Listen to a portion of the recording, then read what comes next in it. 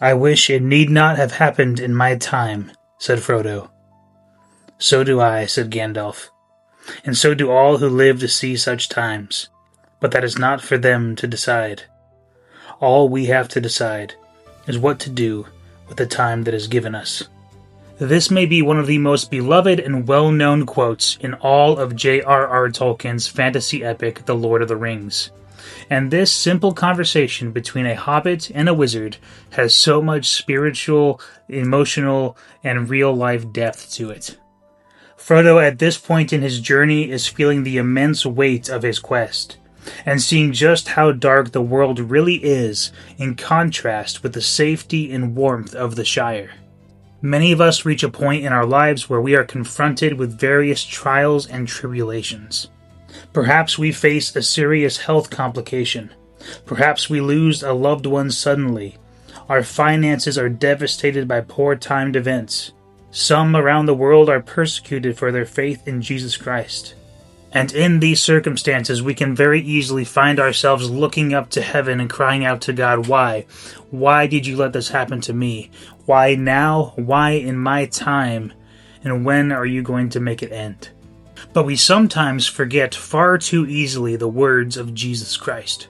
"I have told you these things so that in me you may have peace. In this world you will have trouble, but take heart. I have overcome the world." We sometimes far too quickly come to the conclusion that the hand we were dealt in life is not fair, and that if God truly loved us, He would not allow such bad things to happen to us. But have we also so quickly forgotten the horrible things that happened to Christ on our behalf? Could you imagine if Jesus on the cross decided to just give up?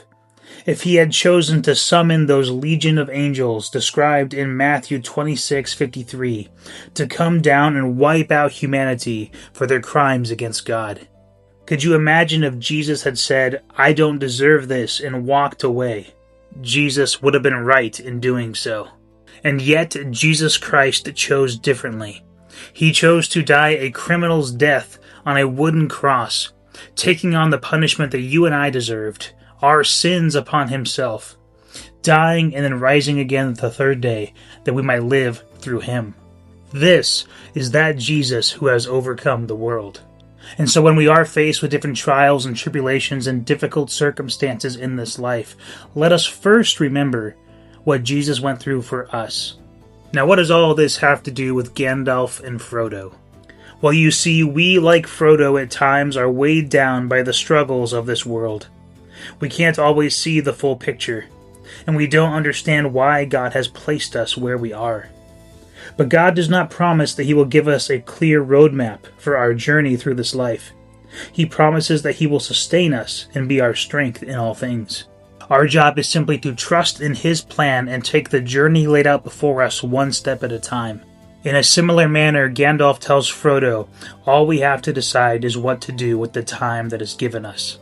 Our job is not to question God's plan or ask for a different or easier road. Our job is not to find someone else to do the task that God has given us.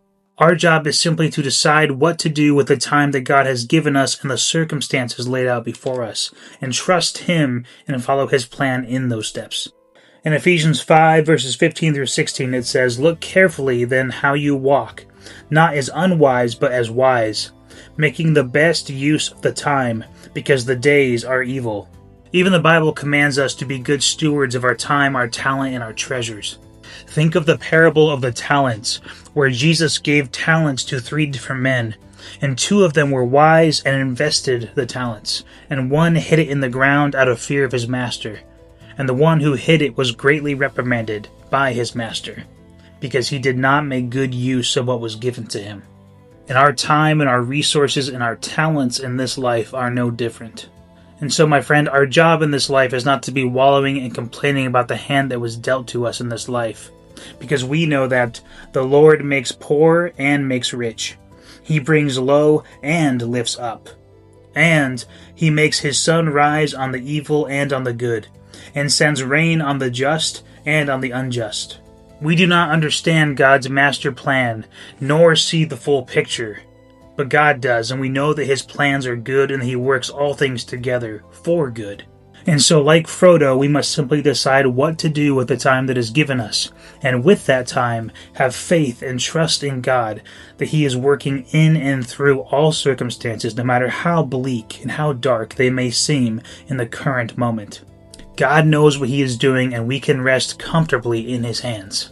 But any important pieces I missed? If I did, please leave a comment down below. I'd love to hear your thoughts. And if you need any prayer requests, please feel free to leave those down below.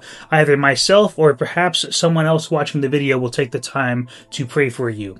And with that, my friends, thank you so much for your time. God bless, and we'll see you in the next one. Adios.